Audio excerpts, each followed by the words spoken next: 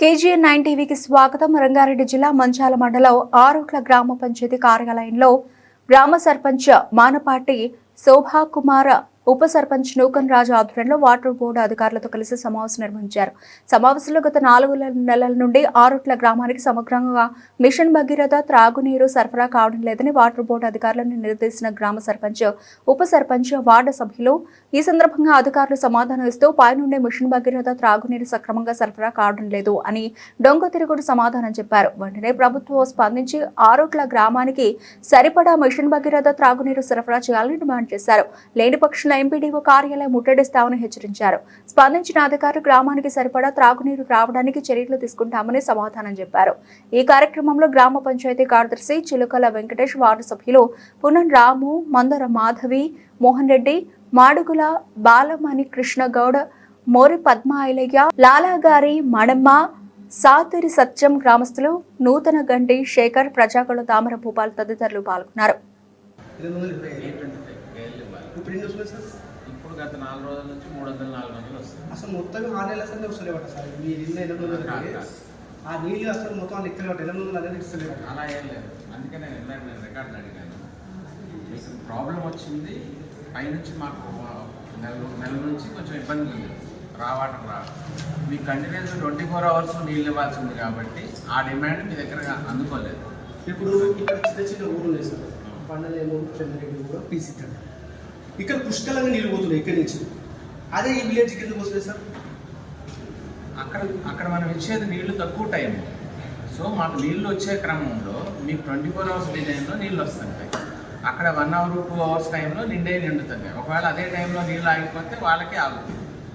ఇది 24 అవర్స్ టైంలో మనకు పవర్ ఫెయిల్యూరు, ఇంకేదైనా ప్రాబ్లం వచ్చినా, లీకేజ్ ప్రాబ్లం వచ్చినా ఎంత టైం గ్యాప్ వస్తుందో ఆ మందం మీకు నీళ్ళు తగ్గుతుంది. మీరు ఒకటి దయచేసి మాత్రం ఆపుతో దృష్టిలో పెట్టుకున్నారు. చాలా పెద్ద విలేజ్ సార్ ఇది.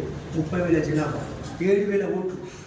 తాగడానికి నీళ్ళు లేవు అని చెప్పేసి అంటే చాలా ఘోరంగా ఉంది సార్ పరిస్థితి. ఇది జరగబట్టి కృష్ణవాడ పుస్తకంగా నడుస్తుంది. గతంలో కూడా కొద్దిగా నీళ్ళుండే, ఏవి ఆ బోరే వాడుతుంది ట్యాంకులాగా, అవన్నీ పబ్లిక్ అందించింది. ఇప్పుడు ఇవన్నీ వాడుకుందాం అనుకుంటే మొత్తం స్టాప్ అయిపోయింది. దయచేసి మీ రావాలి కదా సార్. మా వాట ఎందుకు వస్తలేదు? ప్రతి ఊరు వాట పోతుంది, మా వాట ఎందుకు వస్తలేదు? అసలు దీనికి కారణం ఏంది? ఇది అధికార నిర్లక్ష్యమా లేకపోతే ప్రభుత్వ నిర్లక్ష్యమా? ఎట్లా దీని పరిస్థితి మాకు తెలియాలి. 4 రోజుల తర్వాత ప్రతి ఊరికి వాటా పోతుంది, మా ఊరికి వచ్చే వరకు మా వాట మాకు ఎందుకు వస్తలేదు వాటరు? కనీసం 9 లక్షల మాకు ఒక 4 లక్షలు ఇప్పుడు ఉన్న పలంగా 4-5 వచ్చినా కానీ కవరప్ అవుతాయి. మొత్తానికి నీళ్ళు లేవు. 50,000 లక్ష వస్తే మేము ఎట్లా జనాలను ఎట్లా ఇది చేయాలి? మేము ఏ రకంగా జనాల దగ్గర చూడాలి?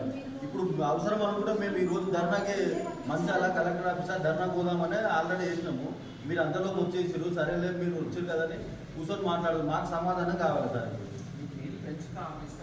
నీళ్లు పెంచుతామంటారు సార్, మాకు పెంచేది లేదు. ఇప్పుడు మేము వచ్చినప్పటి నుంచి మాకు కరెక్ట్ ఒక వారం రోజులు వచ్చినాయి. 4 నెలల మేము 4 నెలలు 5 నెలలు ఒక వారం రోజులు కరెక్ట్ మా వాట మాకు వచ్చింది.